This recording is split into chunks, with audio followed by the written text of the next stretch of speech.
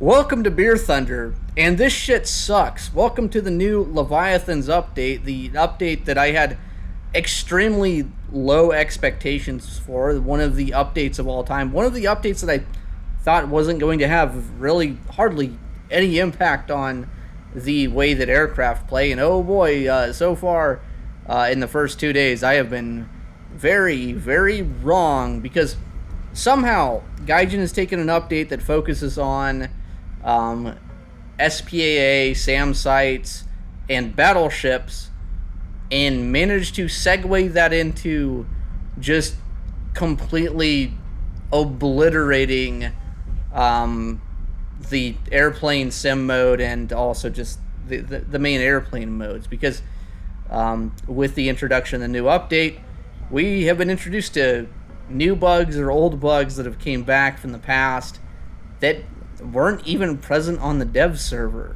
Like, just new shit that doesn't make sense. Like, for instance, the missiles right now, basically a day and a half into the update, yeah, sometimes they do damage, sometimes they don't. Who the hell knows? Will it be fixed? Yeah, sure. Is it a big deal? Yes, right now it is. Will it be a big deal in a week from now? No, because it'll probably be fixed. And you might think that, well, okay, this is fine. Like, okay, so shit happens. Maybe some of the code for the SAM missiles bled into the air-to-air missiles, and it sucks to suck, nerds. Well, that's not the only thing that got kind of fucked up, because you might think that, well, top tier is kind of a bust right now, so, you know, going to low tiers might be better. Well, guess what? They also messed up low tiers, because in their infinite wisdom, they took the dot rendering and somehow, for the 54th time, they have somehow fucked up the spotting mechanic so that the large dots do not render. You only get small dots, which means really nothing for people that are really, really hardcore into realism and making things as difficult as possible. It's also completely horrible for anyone that doesn't play on a gigantic monitor, or anyone that doesn't just want to play screen dust inspection simulator. It means that even at your prop tiers, the habit of like being able to find people and being able to find people without getting, like, you know, massive amounts of eye fatigue just like doesn't exist right now. Means that even if you want to get a respite from the bugginess of top tier, the bugginess of like missiles not working, well, guess what? You don't really have a respite from that either. And it's impressive. It's impressive that Gaijin has managed to fuck everything up this badly, this quickly, during an update that was basically not supposed to emphasize planes. The only planes that really got added to the game, at least as far as top tier is concerned, are the F2A, some F-18C late clones, and then they kind of slapped a Swiss tech tree together and gave Germany some planes that they could have gotten 9 months ago. Like, oh wow, they got the Swiss F-18, you know, a thing that people were asking for when the F-18 and its flight model and its capabilities would have been relevant to the game. But nope, we have power crept everything into oblivion, that these planes that they're just adding by now, that kind of, sort of, they don't matter. Like, they don't. The F-18 does not move the needle at all. In fact, speaking of power creep, we power crept the Rafale again, which was something that, if you paid attention to dev server footage, was to be expected. They added the ability to basically shoot the mica from track memory, and means that basically its high off bore side angle increases from 60 degrees to around 90 to beyond 90, depending on how you do it. It is possible now with the Rafale and I think the SU-30SM to use the IRST, slave it to its maximum gimbal limit, toggle it to the radar will glitch out and then go to track memory, and you can just kind of shoot the missile directly sideways. So it means that this new patch, with the introduction of the F2A, is completely overshadowed by the fact that the Rafale is just better again. It's just going to be better again. Speaking of the second belle of the ball, the plane that is not the Rafale, the F2A. Currently, I don't think the F2A is really going to move the balance of top tier in any direction one way or the other. It's basically a plane that could have been added 9 months ago and it would have been fine, because in its current iteration, it does not have HMD. It gets up to 8 air-to-air missiles, but you are limited to a split of 4 infrared and 4 radar missiles. The Japanese radar missiles, the AAM-4, I want to say that it is. It might be the 5, it might be the 3, whatever the radar one is basically a PL-12 equivalent, which is fine. That's a good place to be. And the radar on the F2A is going to be very good because it is an ASA radar, but it doesn't add anything really unique to the game. It just adds another flight model that almost slightly sort of competes with the Rafale and the Eurofighter. The F2A right now, I think, sits between the Gripen and the Rafale/Eurofighter, but the Rafale and the Eurofighter are still far enough removed from everything else that really... there's maybe about 3 planes that are going to be relevant for top tier in the next 3 to 6 months, depending on what the next update looks like.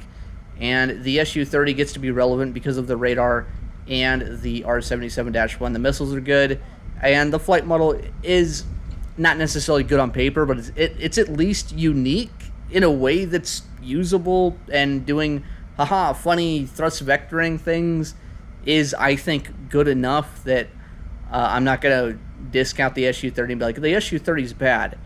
At the same time, the balance of top tier really, really, really favors the Rafale. In fact, I think that the thing that we are going to do, the thing that I'm going to do, I'm going to continue doing it, is I'm just going to murder top tier with the Rafale. I'm going to get all of the good players that I know to play the Rafale over and over again, play together, and just go from lobby to lobby, making sure that people don't want to play the game, because that is how cynical I have become. Because no matter what happens, if a bug farts in the woods in the general direction of making the Rafale slightly worse than it currently is by, adding the AIM-120C5, which, by the way, that missile is like basically the same as when we tested it. Didn't do shit, is not going to do shit, does not fucking matter.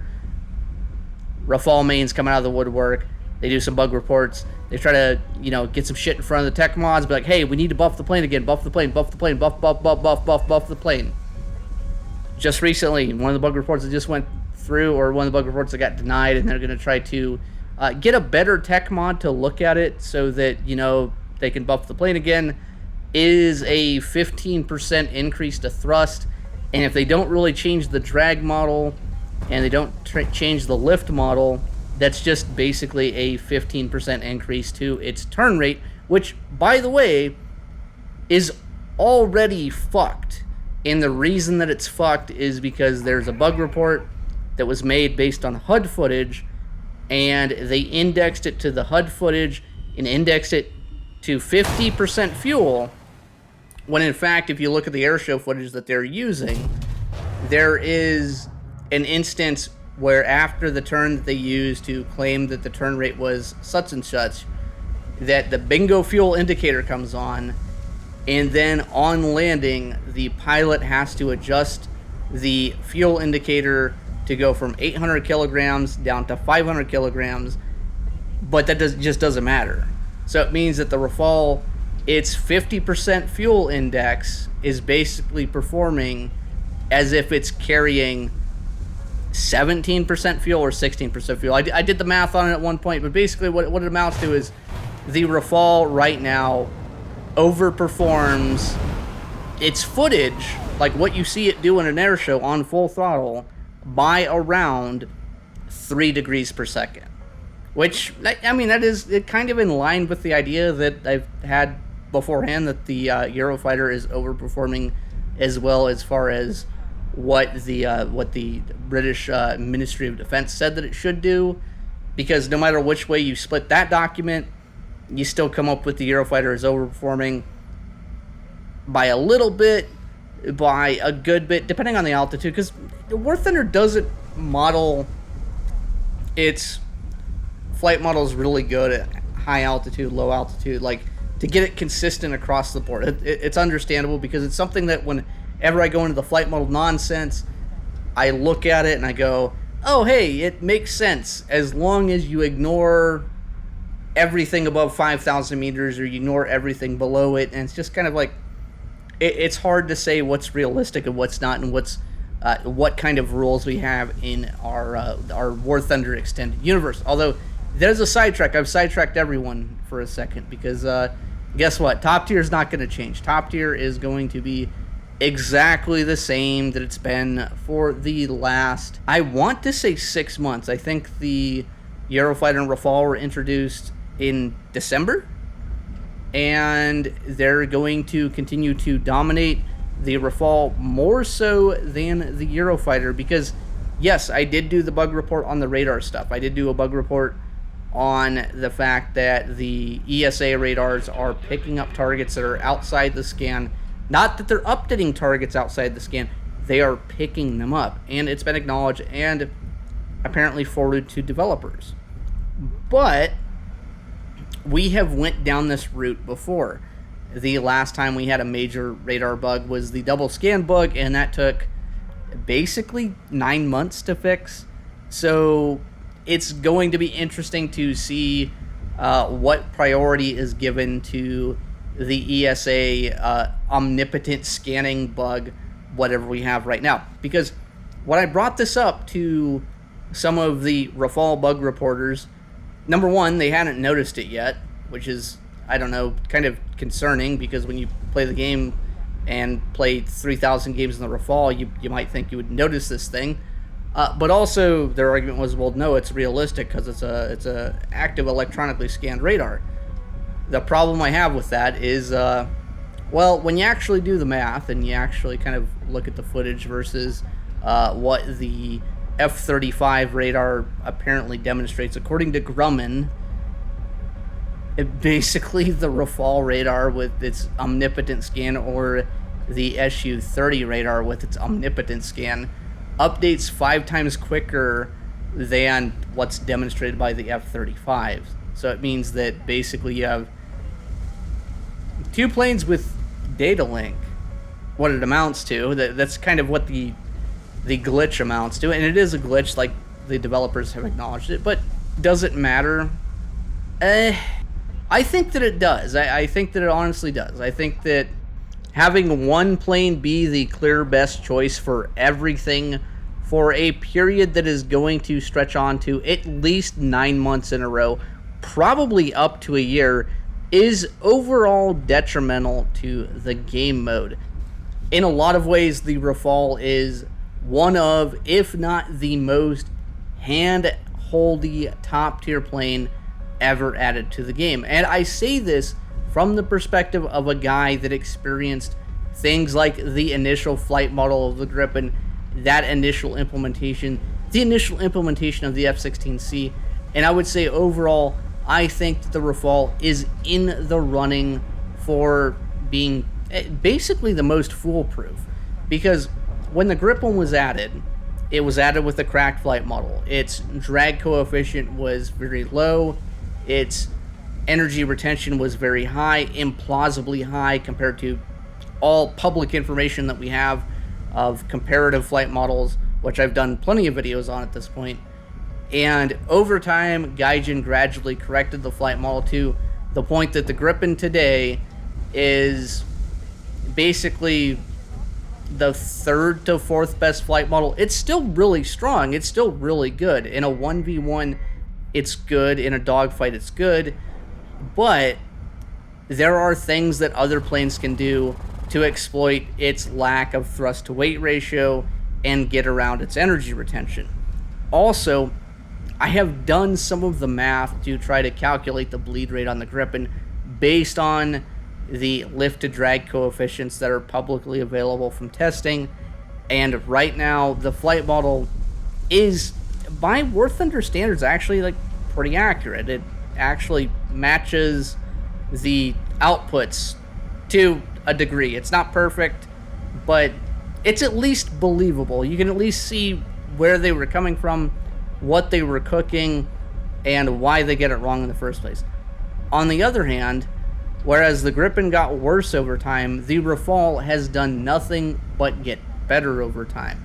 We are in the 6th month of its basically being the best plane at top tier, and we have buffed the Mica and its high off boresight capability, the thing that was already good at, the thing that was already kind of uncontested at, and made it so that getting even remotely close to it is basically, I wouldn't say impossible, because obviously bad people are going to congregate to the good plane, and good people are going to congregate to the good plane, depending on who they are. But if it came down to a competitive scenario, if you did a competition in Sim or you did competition in RB, and you allowed people to take whatever they wanted, and it was 4 versus 4, you're ending up with 8 Rafales on both teams. It is no different than the first air superiority tournament where the MiG-29 was like the only thing that existed. But at least back then, and at least in the past, you had, like, in theory, an asymmetric advantage that if you played to it, you could, win. But when it comes to the Rafale, there isn't really an asymmetric advantage that actually matters. There is this idea that, you can range them with the AIM 120 and you can outrange them because the Mica is slow and bad. But in reality, the missiles that are hitting and actually doing damage, because I'm playing the game and the missiles aren't doing damage, are the ones that are shot at relatively close range. It is not that big of a deal to notch or multipath a missile that's been shot from 40 kilometers away. The idea that BVR, especially like pure BVR where like you can't see the other guy, is like super duper relevant, that hasn't been the case since probably 6 months ago, since the instance where everyone learned how to kind of get around AMRAAMs for the most part. It's not saying that BVR doesn't have like some impacts on like the setup, but overall, when it comes to getting kills, the Rafale is the best. It's been the best for the last 6 months. It will be the best for at least these next 3 months. Maybe something gets added to the game where it will be equal to it. And overall, if you have the Rafale, just play the fucking Rafale. Like, if we all play the Rafale and we are all semi-experienced, we can kill the game. We can obliterate top tier sim. We can make it so bad that nobody wants to play it, because that is how good that plane is. That's also how abysmal dog shit this new update is, because we are backfilling spots in tech trees that don't matter or would have been relevant 6 months ago, which is completely stupid, which really does sum up my whole entire opinion of how this update is. Just play the Rafale, blow people out of the sky, make the game unplayable for everyone else. Fuck them. That's a beer thunder.